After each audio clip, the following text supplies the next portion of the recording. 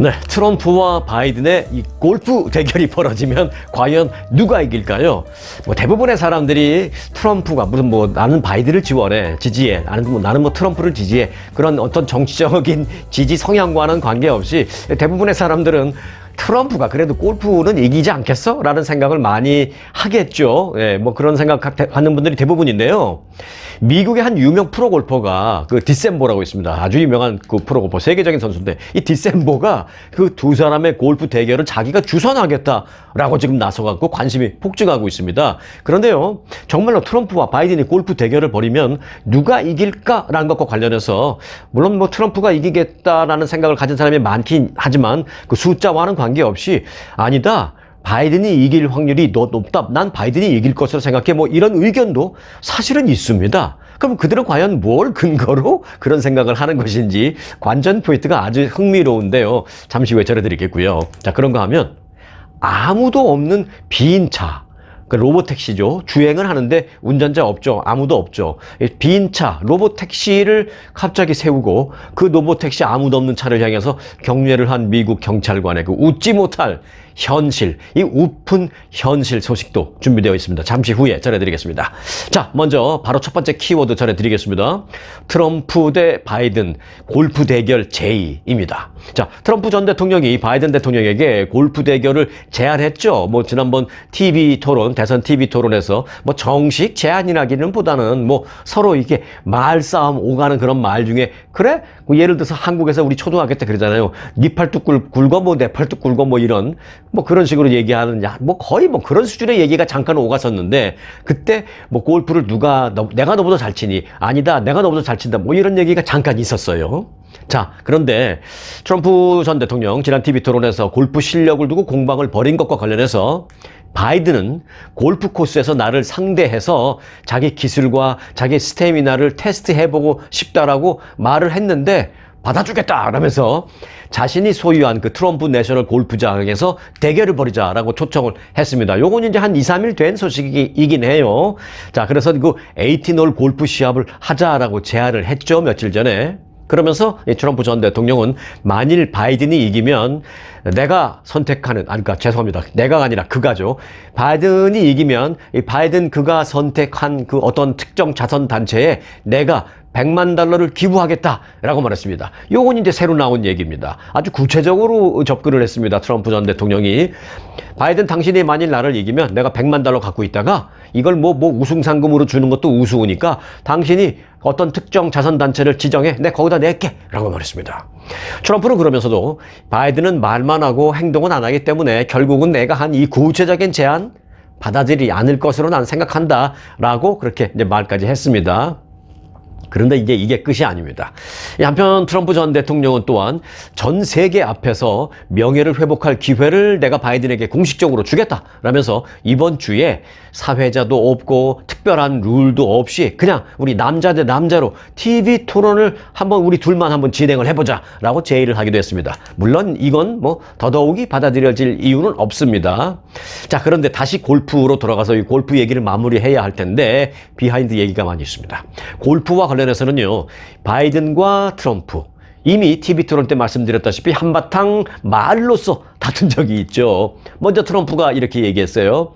바이든, 당신은 아마 50야드도 제대로 못 날릴 거다. 이렇게 얘기했습니다. 그러니까 내가 당신한테 20개 타수 핸디캡을 줘도 아마 내가 당신을 이길 거다라고 그렇게 얘기했습니다. 이건 사실은 골프 좀 치시는 분들한테는 이게 어떤 의미인지 압니다. 이게 뭐냐면 정말 너무너무 굴욕적인 얘기입니다. 얘가 막 당신한테 특히 이제 남자 골퍼들한테 50야드나 제대로 칠 수 있겠어? 이거는 뭐 사실은 뭐 절대 해서는 안 되는, 뭐 그런 일이 있지도 않지만 뭐 해서는 안 되는 굴욕적인 얘기고, 내가 너 20타 핸디 줄 테니까 한번 해볼래? 이거는 실질적으로 20타 차이가 나는데 대결을 벌인다라는 것도 뭐 말이 안 되지만 이렇게 말을 했다? 이건 너무너무 굴욕적인 대화입니다. 이건 뭐 누구나 다 알 수 있을 것이에요. 그러자 이제 바이든은 그때 TV 토론 때 그런 말로 트럼프가 말하자 바이든은 그때 뭐라고 했느냐? 맞받아쳤습니다. 약간 좀 다소 웅얼웅얼하는 소리로 받아쳤는데 뭐라 그랬냐? 누가 공을 더 멀리 보내는지 정말 대결해볼까? 아마 트럼프 당신은 골프 가방이나 직접 들고 걸어다 다닐 수 있는지 모르겠다 라면서 이제 받아쳤습니다.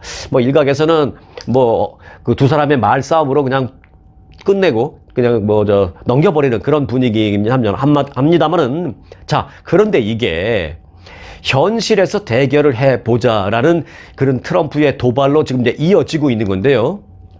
그런데 싸움이 있으면 말리는 사람이 있기도 하고, 또 때로는 싸움이 있으면 그 싸움을 또 슬쩍 부추기는 사람도 있잖아요. 그런데 여기 슬쩍 부추기는 사람이 나타났습니다. 일반인도 아니고 프로골퍼가요. 올해 US 오픈 우승자입니다. 이 사람 브라이슨 디셈보라는 세계적인 골퍼입니다. 이거 웬만하면 이 사람 다 아실 거예요. 우리 구독자님들도요. 올해 US 오픈 우승자인 브라이슨 디셈보라는 골퍼가 내가 트럼프 대 바이든 대 트럼프, 이 두 사람, 두 대선 후보의 골프 대결을 내가 내 이름으로 주최를 하겠습니다. 왜 이제 뭐 박세리 오픈 이런 것도 있어요. 유명한 골퍼들이 자기 이름을 걸고 대회를 주최합니다. 뭐 박세리 오픈도 있고 뭐 타이거 우즈 오픈도 있고 다 그렇습니다. 뭐 이벤트성 대회가 대부분 그렇죠. 그러니까 자기가 디셈보라는 이름을 걸고 자기가 주최를 하겠다는 거죠. 일종의 디셈보 오픈을 해서 바이든 트럼프 대결을 맞붙이겠다라고 나선 것입니다.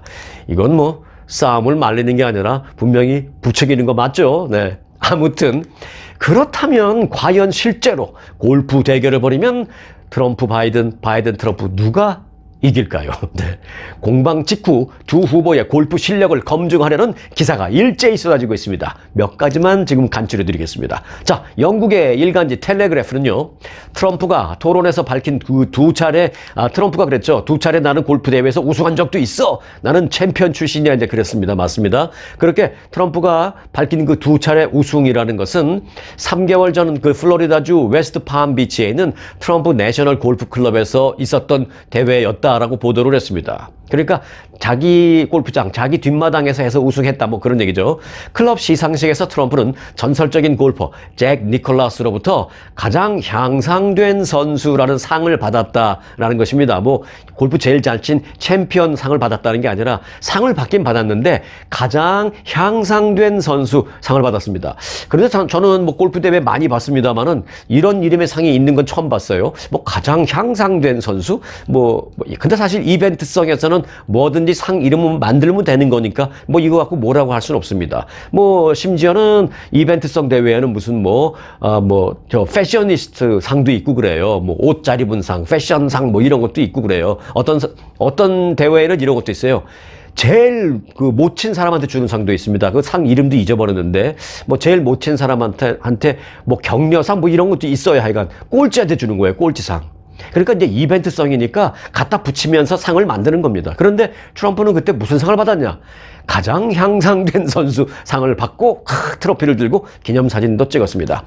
자, 그래서 이제 트럼프가 뭐 이길 것이다라는 사람은 뭐 이런저런 그 이유를 들어서 이길 것이다라는 분석을 내놓는 경우도 많이 있습니다. 그런데요, 뭐 반대의 의견도 사실은 있습니다. 자, 유명 스포츠 작가인 릭 라일리라는 사람은요, 트럼프는 그런데 자신의 코스에서 우승한 적이 없다라면서, 그러니까 자기가 갖고 있는 트럼프 내셔널 골프 클럽, 거기 말고 다른 데서 정상적인 대회에서 우승한 적은 없다라고 말하면서 트럼프의 어떤 우승 경력이라는 것을 의미 없다고 부정하고 있습니다.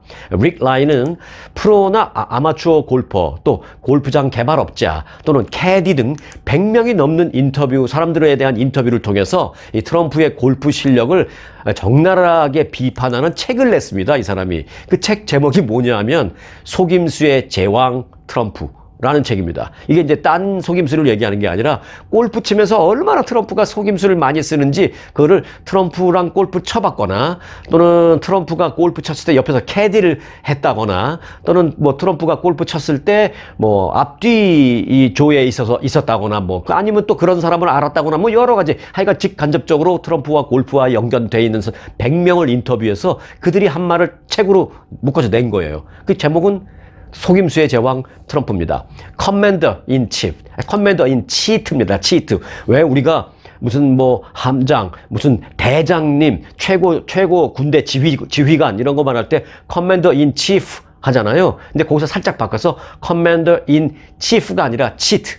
라는 책을 냈어요. 그러면서 트럼프가 골프집에서 얼마나 속임수를 쓰는지 그 책에 막 썼습니다. 물론 트럼프는 반발하죠.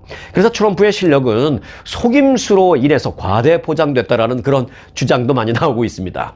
자, 그런데 이제 바이든 대통령의 경우에는 2015년 그 대선 경선 당시에 골프 다이제스트로부터 역사상 최고의 골프 대통령으로 존 F 케네디와 함께 경쟁할 수 있는 정도의 실력이다. 뭐 이런 평가도 받았습니다.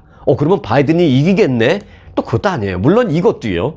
바이든과 그 라운딩을 한 공화당의 존 카시치 전 오하이오 주지사는 뭐라고 말했냐면 민주당이 이 바이든 대통령의 핸디캡, 그 바이든 대통령의 골프 실력을 좀 과대 포장해서 말하는 면이 있다. 내가 실제 쳐보니까 뭐 그 정도까지는 아니었다. 뭐 이렇게 얘기했습니다. 물론 이 사람은 공화당 사람이니까 좀 비하할 수 있겠죠. 그래서 이쪽 말 들으면 이게 맞는 것 같고 또 이쪽 말 들으면 또 이 말이 맞는 것 같고 저도 잘 모르겠어요. 제가 뭐 트럼프나 바이든 대통령하고 골프 쳐본 적도 없고 그분들이 골프 치는 거를 뭐 트럼프 전 대통령 골프샷은 몇 번 봤고 물론 바이든도 샷 하는 것은 몇 번 봤지만 실제로 무슨 대회를 한 건 본 적이 없기 때문에 뭐 실력 잘 모르겠습니다. 저도. 그래서 뭐 이 말 들으면 저도 이게 맞는 것 같고 저 말 들으면 뭐 저도 저 말이 맞는 것 같고 저도 솔직히 그렇습니다. 자, 그러면 두 사람의 진짜 핸디캡은 그럼 과연 어느 수준일까요? 이건 뭐 숫자로 나온 게 없는지 궁금해서 제가 좀 찾아봤습니다. 온라인 스포츠 매체 AS라는 게 있는데요. AS는 한 언론인의 그 소셜 플랫폼 게시물을 인용해서 SNS 게시물을 인용해서 그 미국 골프 협회에 기록된 그 트럼프의 핸디캡은 2.5, 바이든의 핸디캡은 6.7이라고 확인을 했습니다. 자, 물론 이것은 뭐 공식적이라고 하면 할 수 있는데 사실 이것도 핸디캡이라는 게 사실은 어느 정도는 뭐 선수가 아닌 이상, 프로 골퍼 선수가 아닌 이상 일반인들은 아무리 잘 치든 뭐 아무리 못 치든 아무리 잘 쳐도 일반인이라면 그가 정식으로 등록되어 있는 프로 골퍼가 아니라면 이 일반인들 아마추어의 골프 핸디캡이라는 것은 어느 정도는 자기가 얘기하는 것 중심으로 그렇게 얘기가 됩니다. 사실은 실제로 나 골프 몇 개 친다 그러는데 가보면 그것보다 잘 치는 사람 거의 못 봤어요. 네. 여하튼 트럼프는 2.5, 바이든은 6.7이라고 이렇게 확인을 했습니다. 어찌 보면 사실 이게 진짜 사실이라 하더라도 2.5 대 6.7의 핸디캡 이것은 사실 대결을 벌인다 하면은 큰 의미는 없는 것입니다. 그날 컨디션에 따라서 누가 이길지 전혀 알 수 없는 거의 의미 없는 그런 차이 정도라고 생각하시면 되겠습니다. 핸디캡대로라면 뭐 트럼프가 바이든에게 뭐 4타 정도 어드밴티지를 주고 뭐 시합을 할 수도 있겠죠. 뭐 그런 정도지 그냥 1대1 놓고 친다면은 뭐 어드밴티지 안 주어도 큰 의미 없는 정도의 차이다. 뭐 그렇게 저는 생각합니다. 그러나 저는 2.5, 6.7 핸디캡 그것도 저는 뭐 믿을 수 없다라고 생각합니다. 자, 이것도 과장됐다라고 그래서 비판을 받는 숫자입니다. 그래서 사람들이 많이 그것도 과장이라고 생각하고 있습니다. 트럼프랑 같이 골프 쳐본 사람 2.5, 그러니까 핸디가 2개라고? 아우, 말도 안 되는 소리 하고 있네. 이런 사람 많고요. 바이든 대통령하고 골프 쳐본 사람 바이든 대통령 핸디캡이 6개라고? 아니면 7개라고? 6.7? 때로는 6, 뭐 때로는 7? 에이, 10개도 훨씬 넘어. 뭐 이렇게 말하는 사람도 많다는 거죠. 연습량과 컨디션에 따라서 스코어가 이제 들쭉날쭉 할 수 있는 게 이제 골프인데요. 그래서 진짜 실력과 승부, 이 두 사람의 그 승부는 실제 뭐 두 사람이 정말 맞붙어 보지 않는 이상 알 수는 없다라는 게 대부분의 얘기입니다. 분석가들은 골프를 쳐본 사람이면 누구나 다 알다시피 자신의 핸디캡과 현재 자신의 수준은 전혀 다른 문제다라면서 또한 나이가 많이 들면 들수록 그 편차가 심하다라는 것이죠. 내가 왕년에 그래도 내가 싱글이었어. 내가 6개 쳤어. 7개 쳤어. 그건 다 왕년에. 나이가 들면은 아무래도 다 그 변한다는 것이죠. 그 편차가 나이가 들수록 커지고 나이가 들수록 실력이 줄어들어서 사실 그 핸디캡도 함께 증가하는 게 일반적이다라는 것입니다. 그리고 이제 사람들은요, 전문가들은 나이가 많은 골퍼는 예를 들어 첫 번째 가장 문제가 되는 게 이제 유연성. 그리고 이제 두 번째가 비거리가 확 차이가 나죠. 그리고 이제 18홀을 끝까지 돌 수 있는 체력이 되는지 등등 이런 부분에 대해서 많은 차이가 난다라면서 소셜미디어에 두 전 현직 대통령이 끔찍한 샷을 치는 그런 사진이나 영상이 많이 있다라고 그렇게 싸잡아서 좀 비난하는 그런 사람들도 많이 있습니다. 결국 두 사람 다 뭐 대결이니 뭐니로 이제 으르렁으르렁 되고 있지만 어찌됐든 80세를 전후한 그들의 나이를 감안한다면 그 누구도 그렇게 큰 소리를 칠 수 있는 상황은 아니다 라는 것만은 분명합니다. 최소한 골프 뭐 이런 것과 관련해서는요. 싸움을 말리고 흥정을 붙이라 라는 그런 옛말도 있는데 이제 대결은 그만하고요. 어린애들 말장난 하듯 하는 그런 골프 대결을 이제는 좀 넘어서 정말 진정한 정책 대결로 갔으면 좋겠다라는 그런 생각을 하면서 첫 번째 키워드는 넘어가도록 하겠습니다. 자, 다음 키워드입니다. 아무도 없는 빈 차에 경례한 미국 경찰. 왜 그랬을까?입니다. 구글의 자율주행 무인 택시 웨이모라고 있죠. 웨이모. 중국말 아닙니다. 영어입니다. 웨이 그다음에 MO입니다. 웨이모가 역주행으로 경찰 단속에 걸린 영상이 공개됐습니다. 이 자율주행하는 운전자가 없고 아무도 없는 그 웨이모가 자율주행으로 가는데 일방통행에서 반대 방향으로 들어가 버리는 거예요. 역주행을 하는 거예요. 그래서 경찰이 그걸 발견한 거죠. 그 영상이 공개됐습니다. 뉴욕 포스트에 따르면 최근 애리조나주 피닉스의 그 도로에서 현재 경찰은 신호를 무시한 채로 역주행 중이던 웨이모 차량을 발견하고 추격을 해서 정차를 하게 했습니다. 이것도 신기하죠? 아무도 없는 그 빈 택시, 자율 주행하고 있는 빈 택시가 뒤에서 경찰이 따라온다고 섰어요. 이게 어떻게 가능한지도 말씀드리겠습니다. 자, 경찰 바디캠에 촬영된 영상을 보면 경찰관이 그 정차한 웨이모 차량에 다가가서 경례를 한 뒤에 딱 똑똑 해보니까 운전석 창문이 쭉 내려갑니다. 자, 여기까지만 보면 일반적으로 사람들이 운전하다 걸리면은 있을 수 있는 그런 모습입니다. 그런데 창문이 쭉 내려갔는데 보니까 안에는 아무도 없었습니다. 당연하죠. 자율주행 차였으니까. 손님도 없었으니까. 그런데요, 경찰관이 깜짝 놀래기는커녕 경찰관은 그냥 그 자연스러운 표정으로 아무도 없는 빈 차의 그 운전석을 향해서 경찰관이 인사를 합니다. 안녕하세요 라고 인사를 합니다. 뭐 한국말로 하진 않았겠지만 이제 예를 들면 경찰관이 안녕하십니까 라고 그 빈 차 운전석에 대해서 인사를 합니다. 그 인사를 하는 것도 이상하지만 그러자 어떻게 되는 무슨 일이 발생하냐면 그 아무도 없으니까 그 차 안에서 답을 하는 사람은 없겠죠. 하지만 이 경찰차가 세운 그 순간 이 차는 자동적으로 원격으로 이 웨이모 회사 헤드쿼터 본사의 그 담당자 끼고 이제 24시간 근무하는 사람들이 있잖아요. 그 담당자와 연결이 자동으로 돼 있었던 것입니다. 차가 이제 섰을 때부터 이미. 그래서 창문이 내려가고 경찰관이 인사를 건네자 누가 대답을 했느냐? 본사에 있는 전화통화 담당자와 통화가 연결된 것입니다. 그래서 경찰관이 안녕하세요 하니까 그쪽에서 네 안녕하십니까? 그러니까 경찰관이 이 차량이 반대 차선으로 역주행을 해서 제가 세웠습니다 라고 설명을 했습니다. 그러자 본사에 있는 웨이모 담당자는 아이고 알겠습니다. 바로 확인하겠습니다 라고 답변을 합니다.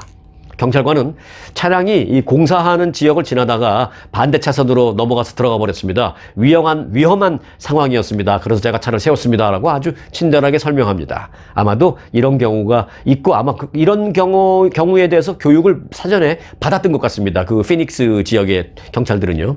그래서 뉴욕 포스트는 이후에 회사 직원이 직접 현장에 나가서 결국은 문제를 해결했다라고 보도했습니다. 결국은 사람이 필요한 거죠. 자, 그래서 이제 자율주행 로봇택시 회사, 이 웨이모 회사 측은 이 차량이 불일치한 공사 표지판, 그러니까 어디에서는 그냥 들어가도 되는 것처럼 옛날 표지판이 붙어 있다가 조금 지나니까 새로이 들어가면 안 된다라고 새로이 붙여놓은 표지판이 있는 등 뭐가 좀 불일치되는 공사 표지판을 마주치게 돼서 그걸 잘 이해를 못해서 반대 차선으로 역주행을 하게 됐다라고 설명을 했습니다. 그러면서 경찰이 차를 세우기 전까지 약 30초간 역주행을 했다라고 설명을 했습니다. 그때 다행히 승객은 탑승하지 않았고요. 주변에 다른 차량도 없었기 때문에 뭐 사고로 이어진 그런 상황은 아니었습니다. 이와 관련해서 경찰은 이렇게 말했습니다. 그 빈 차량, 즉 우리가 봤을 때는 차량이고 vehicle, 차이지만 사실은 보면은 온통 컴퓨터로 장착됐으니까 경찰관은 이거를 차라고 부르지 않았습니다. 컴퓨터라고 불렀습니다. 경찰관은 약간 빗대어서 우스갯소리를 이제 그렇게 한 거죠. 경찰이 이렇게 얘기했어요. 내가 컴퓨터에다 대고 벌금을 부과할 수는 없는 노릇이 아니냐. 그 때문에 결국은 추가 조치를 할 수 없어서 그냥 그대로 상황이 종료되고 말았다라고 말했습니다. 내가 어떻게 그 컴퓨터에다 대고 내가 어떻게 티켓을 끌겠니? 그래서 나는 그냥 그대로 마무리하고 끝났다. 예, 이렇게 웃음 섞인, 농담 섞인 이 입장으로 얘기를 했습니다. 자, 웨이모 회사 측에 의하면 자율주행 택시는 응급 차량과 사이렌을 감지할 수 있다고 합니다. 뒤에서 경찰이 행행행 사이렌을 하면은 웨이모 로봇 차량은 운전자가 없어도 그 사이렌 소리와 또 뒤에 센서가 있으니까 그런 걸 감지해서 앞에다가 차를 세울 수 있는 능력이 있다라는 것입니다. 또 차량이 멈췄을 때 자동으로 문 잠금 장치가 촥 언락으로 해제되고 또 경찰관이 다가오면 자동으로 창문을 내릴 수 있는 기능도 있다라고 설명했습니다. 이런 기능은 정말 잘 만들었네 라는 그런 생각이 듭니다. 자, 다음 키워드 전해드릴게요. 미국의 한 가정집에서 뜨거운 햇살이 블라인드를 녹이는 일이 발생해서 이 사진이 온라인상에 급속히 퍼지면서 관심이 쏠리고 있습니다. 온라인 커뮤니티 레딧에는 최근 한 장의 사진이 올라왔습니다. 이 사진은 가정집 창문을 촬영한 것인데요. 햇빛을 차단하기 위해서 달아놓은 그 블라인드, 햇빛을 막기는커녕 오히려 너무 뜨거운 열기에 녹아 흐물흐물해진 그런 녹아내리는 그런 모습을 보이고 있습니다. 사진을 올린 그 사람은 애리조나주에 거주하는 사람으로 알려졌습니다. 그는 사진을 올린 뒤에 오늘 애리조나는 117도였습니다 라며 우리 집의 이 블라인드가 이처럼 녹아버렸습니다 라고 설명했습니다. 해당 게시글은 3일 만에 4천여 개의 댓글이 쫙 달렸습니다. 재밌으니까. 또 다른 애리조나 거주자는 그 댓글에서 뭐라 그랬냐면 피닉스는 1년 중 9개월은 정말 살기 좋습니다. 하지만 여름에 딱 3달, 그 딱 3달의 여름을 버틸 수가 없어서 사람들이 많이 탈출하고 싶어 한다라고 설명을 했습니다. 피닉스에 사시는 우리 구독자분들도 많으시죠? 정말 그런지 어느 정도라고는 우리가 알 수 있지만 현실적으로 직접적으로 뭐 거기서 뭐 몇 달씩 살아보지는 않았기 때문에 잘 모르겠습니다. 피닉스에 사시는 구독자분들 계시면 이 내용과 관련해서 좀 댓글 올려주시면 좀 도움이 되겠습니다. 자, 역시 또 피닉스에 사는 그 주민 한 사람은 또 다른 댓글에서 이렇게 말했습니다. 이 시기에 피닉스는 말 그대로 지옥이나 다름없습니다 라고 말했습니다. 겨울이나 이런 가을 이럴 때는 천국과 같은데 여름에 딱 3달은 정말 지옥과 같습니다 라고 댓글에 또 그런 것도 올린 주민들도 있었습니다. 이를 본 또 다른 네티즌은요 이렇게 또 댓글을 올렸어요. 중동에 나는 몇 년 살았었는데 아무리 더워도 이렇게 블라인드가 녹은 건 보지도 못했다 라면서 매우 놀랍다라는 반응을 보이기도 했습니다. 정말 이번 여름은 어디든지 지금 너무 더워서 많이들 고생하시는 것 같습니다.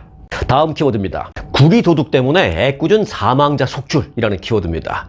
자, 최근 그 구리 등 이 금속에 대한 수요가 급증하고 있습니다. 그래서 이제 구리 절도로 인한 피해까지도 늘고 있는데요. 물적인 피해는 물론입니다만 인명 피해까지 나서 이게 걱정입니다, 지금. 미국 어느 도시 상관없이 미국 전역적인 지금 이게 범죄 트렌드에 이런 게 있습니다. 미국에서 그래서 이제 가로등, 소화전, 심지어 통신 케이블 등등 공공시설을 상대로 한 절도 범죄가 끊이질 않고 있습니다. 그 안에 있는 구리, 철 이런 걸 녹여서 만들어서 팔기 위해서 심지어는요 묘지의 명판이나 그냥 아무도 모르는 데 가서 막 뜯어내는 거예요. 묘지 명판이나 공원의 그 조각상, 동상 뭐 이런 걸 대상으로 한 범죄도 벌어지고 있는 그런 상황입니다. 뉴욕타임즈는 이와 관련해서 이런 절도 사건으로 미국 내 각 대도시의 전역이 지금 순간적으로 여기저기 불이 막 꺼지는 상황이 발생하고 있다라고 보도하고 있습니다. 왜요? 전선을 막 뜯어가니까 전기가 순간적으로 정전이 돼서 그 지역의 가로등이 꺼져버리는 거예요. 미네소타주 세인트폴에서는요 최근 한 남성이 가로등이 꺼진 집 근처의 그 도로를 건너다가 사망하는 사고를 당했습니다. 그게 왜 이런 일이 발생했느냐? 가로수와 연결되는 전선을 잘라가지고 구리를 훔쳐가서 그 전선을 잘랐기 때문에 가로등이 꺼져서 거길 지나가던 사람이 너무나 껌껌하니까 그 발을 잘못 디디거나 해서 사망하는 사고가 발생한 겁니다. 또 라스베가스와 또 그 인근 지역에서는요 지난 2년 동안 도합 한 300km에 해당하는 가로등 전개선이 사라졌습니다. 엄청나게 많이 훔쳐갔죠. 잘라갔죠. 절도범들은 수천 개의 가로등에서 구리선을 벗겨서 재활용 업체에 팔아 현금화하고 있습니다. 그러니까 전기선을 밤에 몰래 이만큼 잘라서 차에다가 막 싣고 가서 아침에 일어나서 이제 그 고무, 그 피복선을 다 벗기면 안에 구리가 나오니까 그런 것만 모아서 재활용 업체 파는 겁니다. 그 돈 많이 주거든요. 전기선은 일반적으로 어느 정도 되면은 한 수백 달러 받을 수 있죠. 뭐 몇십 미터 정도 되면 수백 달러를 받을 수 있습니다. 그런데 그 사람이 그 수백 달러를 벌기 위해서 몇십 미터를 잘라갔다 그러면 그 사람은 수백 달러 벌었지만 그로 인해 발생하는 피해가 일단 가로등이 꺼져버림에 따라서 운전자나 보행자의 위험이 초래됐죠. 그런데 그걸 또 수리하는 데는요, 수백 달러가 아니라 수백만 달러의 수리 비용이 추가로 들어가는 것으로 전해졌습니다. 그 정부에서 아주 골머리를 앓고 있는 겁니다. 일부 절도범들은 공공시설물이나 예술품까지도 범행 대상으로 삼고 있습니다. 자, 이곳 LA에서 보면요. LA에서는 올 들어서 그 구리선 절도 사건이 무려 7천여 건이나 발생했습니다. 그리고 공공 건물에 어떤 소화기 같은 것도 뜯어가요. 그래서 소화기 뜯긴 케이스가 한 300여 케이스나 됩니다, 지금. 별걸 다 훔쳐가죠. 네. LA에서는 또 동상이나 뭐 예술품 같은 조각상에도 구리 성분이 많이 들어있다는 것을 착안해서 이를 훔쳐가는 절도 사건도 빈발하고 있습니다. 그래서 이제 일부 조각상이 임시로 아예 철거되는 일도 있었습니다. 도둑 맞느니 아예 아래다 들으라 놓겠다라는 것이죠. 실제 최근에 한 공원에서는 청동 조각상의 발목을 톱으로 잘라서 가지고 하려다가 이제 제대로 안 돼서 실패하고 도주하는 그런 절도범도 있었습니다. 남가주 LA 인근 그 칼슨이라는 도시에서는요, 링컨 기념공원 묘지가 있는데 여기서는 묘지의 명판과 그리고 유명한 권투 선수죠, 조 루이스가 헌정한 기념패도 있었는데 그 기념패 이런 걸 다 뜯어간 사건도 발생했었습니다. 범인들은 잔디밭에 물을 주는데 사용되는 그 금속 파이프까지도 다 뜯어갔습니다. 거기서. 또 다른 도시도 사실 상황은 마찬가지입니다. 콜로라도주 덴버에서는요, 마틴 루터 킹 주니어 목사 기념비에서 청동으로 된 장식품을 훔친 혐의로 남성 2명이 체포되는 일이 있었습니다. 범인들은 이 장식품을 뜯어가서 $349를 받고 고철 업체에 팔아 넘긴 것으로 드러났습니다. 그들은 $394를 벌었지만 이걸 다시 수리하고 고치고 하려면은 $394가 아니라 이건 뭐 수만 불 그 이상 들어가는 그런 상황이 발생하는 겁니다. 그런데요, 구리는 에너지 전환에 있어서 가장 중요한 금속이라는 걸 잘 아시죠? 웬만한 전기줄, 전기선 이런 거 다 이제 안에 있는 내용물은 구리로 되어 있잖아요. 전도체죠. 아주 초전도체죠. 전기를 잘 통해주는. 향후 2년 동안 그 전 세계적으로, 근데 이제 구리가 반드시 그 전기줄, 전선만 만드는 데 쓰이는 게 아닙니다. 무슨 반도체 이런 거 만드는 데도 다 이게 들어갑니다. 그래서 앞으로 2년 동안 전 세계적으로 1,000만 톤의 구리가 부족할 것이다라고 예상되고 있습니다. 그런데 이제 새로운 구리 광산을 만들어서 구리를 더 캐면 되는 거 아니냐 생각할 수 있는데, 그렇게 새로운 구리 광산을 만들어서 개발하는데 10년 이상 걸릴 수 있기 때문에 결국은 이제 재활용된 구리의 가치가 더욱더 높아질 그런 전망입니다. 그래서 이들이 자꾸 구리를 훔쳐가서 재활용 업체에 갖다 파는 겁니다. 이런 구리 절도범이 앞으로 때문에 이제 계속 활기칠 것으로 보이고 있다라는 분석이라서 아주 걱정이다라는 그런 소식입니다. 예, 오늘은 그래서 이제 끝소식으로 지금 정말 구리는 스토리를 전해드렸습니다. 구리는 구리 스토리 전해드렸습니다. 자, 오늘은 그래서 이렇게 좀 간단하게 마치도록 하겠습니다. 더위에 에어컨 너무 오래 쐬지 마시고요. 사무실에서 또는 그 집에서 그 에어컨을 쐬시는 분들 2시간에 한 번씩 바깥바람을 좀 쐬시면서, 밖에 나가서 잠깐 3, 4분이라도 한 번씩 바깥바람을 쐬시면서 그 에어컨에 의한 냉방병 걸리지 않기를 바라겠습니다. 그리고 이제 사무실에 계신 분들은요, 에어컨 바람이 나오는 그 통풍구, 천장에 그 통풍구가 바로 내 머리 위에 있다? 사장님한테 자리 바꿔달라고 하세요. 아니면 더 간단한 방법으로 책상 위로 올라가서 그 통풍구에 종이하고 테이프 가져가서 그 종이를 좀 붙이면서 살짝 붙여서 바람의 방향을 살짝 바꾸는 그런 간단한 작업을 하셔서 찬 에어컨 바람을 하루 종일 너무 오래 직접적으로 쐬지 않도록 그렇게 하시기 바라겠습니다. 냉방병 조심하시기 바라겠습니다. 스토리가 있는 뉴스, 스토리 뉴스 마칩니다. 전문적인 리서치와 차별화된 접근 방법, 이경희 이민법 변호사, 투자이민의 EB5의 풍부한 경험에 이경희 변호사와 체계화된 멘토 시스템으로 철저히 교육받은 직원들이 여러분의 이민법 케이스를 도와드립니다. 이경희 변호사 사무실은 한 번 맡은 케이스는 끝까지 책임집니다. 항상 세밀하고 정확한 일처리로 고객분을 성심껏 도와드리겠습니다. 저희 사무실을 믿고 맡겨주시면 여러분의 케이스를 성공으로 이끌겠습니다. 투자이민 전문 이경희 이민법 변호사,